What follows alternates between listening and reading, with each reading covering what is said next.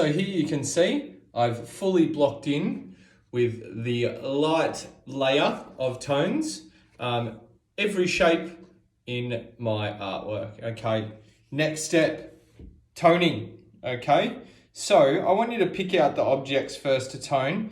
So the only objects I have on here are my trees and my clouds.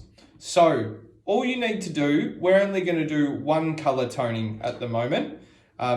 You can do different colors to represent different tones. So for example, if you did a blue, you could have a darker blue in the middle to make the medium, and you could even have a really dark purple or even a black to do the dark. But we're going to use one color toning only at this stage because that's what we're going to do when we're painting, okay? So I'm going to start with the tree down here. I've still got my guide underneath, so I can see where my light, medium, and dark sections are for my tree, and I'm going to follow those. Where I've coloured the tree, I don't need to colour the light section again, and you can see I've coloured left to right for every section, other than the section that is labelled light. I'm going to colour everything over once again, okay? So that, you can see there, makes my medium tone. Then I'm going to go again, just for the dark section, pushing a little bit harder to create my darkest tone, okay? So you can see there now, I've got 3 different tones, okay? Going to do the same for this second tree here. Other than the light section, I'm going to colour over left to right, the remaining section, and then I'm going to go over my dark section, okay? So we can see I've toned my trees, but rather than the cloud, I'm going to do this middle section here so that we can see exactly how these hills can come to life, okay? So I've got my 3 shapes on my hill that I need to do first. So leaving my light section, I go over the medium and dark once. Then I go over the dark section.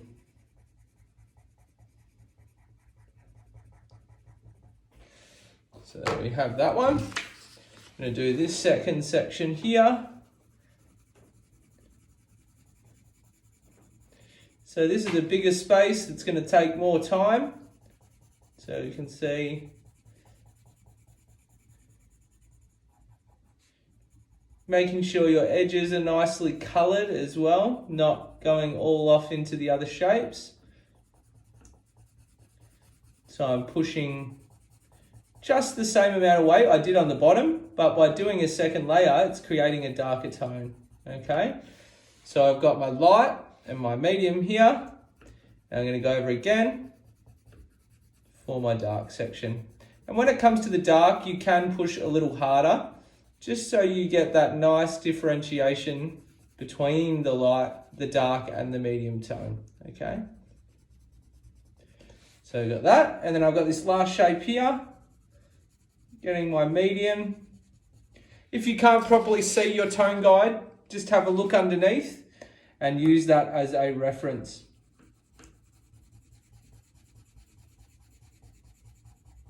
Okay, so I've got my medium, and lastly, dark. Okay, so now I'm going to do this big background section in the hill. So I know my light goes up to here. So the rest of it, I'm just going to turn this around for the moment so it's easy to colour. I'm going to go over again.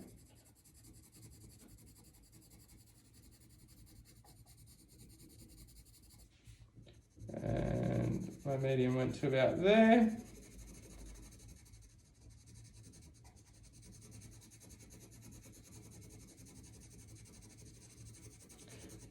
Just as a reminder, I'm doing this really quick so this video doesn't go for too long. Got 30 seconds left.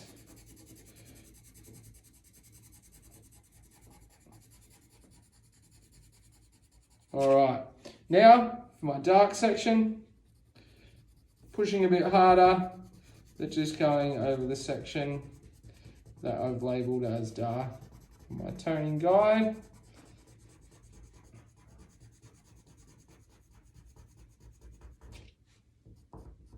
When it comes to the edges, you might have to do short strokes like this, just so you don't scrunch and tear your paper. Remember, this is a final artwork. We don't want our paper all crunched and messy. Here we go. So you can see these sections of the hill I've toned, these shapes, and the tree. You will find the full example posted already on your slides, and it is this that you need to post with every single shape fully toned. There we go.